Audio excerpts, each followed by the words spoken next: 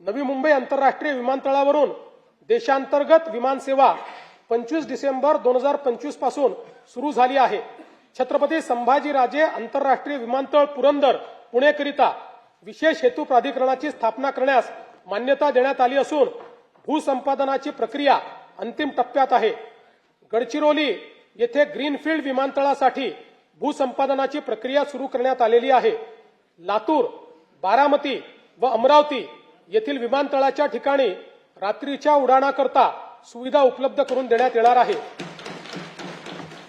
शिर्डी, नाशिक, छत्रपती संभाजीनगर, अमरावती, अकोला, रत्नागिरी, यवतमाळ व कराड विमानतळांच्या विस्तारीकरणाची कामे सुरू करण्यात येत आहेत।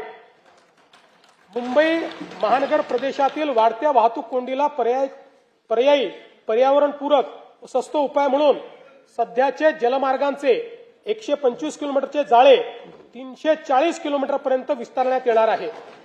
त्यामुळे सध्या वार्षिक 1,60,00,000 असलेली प्रवासी संख्या 2031 पर्यंत 7,39,00,000 पर्यंत वाढेल।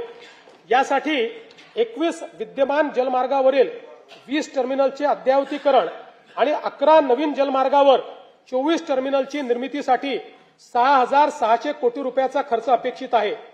मुंबईमधील रेडिओ क्लब येथील नवीन जेटी प्रकल्प डिसेंबर 2027 पर्यंत पूर्ण करण्याचे नियोजन आहे। देशातील सर्वात मोठे बंदर म्हणून उदयास येत असलेल्या पालघर जिल्ह्यातील वाढवण बंदर प्रकल्पाकरिता राज्य हिस्सा म्हणून आवश्यक निधी टप्प्याटप्प्याने उपलब्ध करून देण्यात येणार आहे। मच्छीमारांच्या अडचणी व गरजा लक्षात घेता पालघर जिल्ह्यातील सातपाटी येथे आधुनिक मत्स्य बंदर विकसित करण्याचा प्रकल्प हाती घेण्यात आला आहे। या प्रकल्पामुळे बोटींसाठी सुरक्षित थांबा, वादळी वाऱ्यापासून संरक्षण आणि आधुनिक सोयी सुविधा उपलब्ध होणार असून त्याद्वारे मत्स्य उत्पादनात भरीव वाढ होणार आहे। वाढवण बंदर प्रकल्पातून 12 लाखाहून अधिक थेट रोजगार निर्मिती होणार आहे। वाढवणच्या आसपासच्या सुमारे 44 गावांमधील स्थानिक तरुणांना रोजगार देण्यासाठी वाढवण बंदर कौशल्य विकास कार्यक्रम राबविण्यात येत आहे।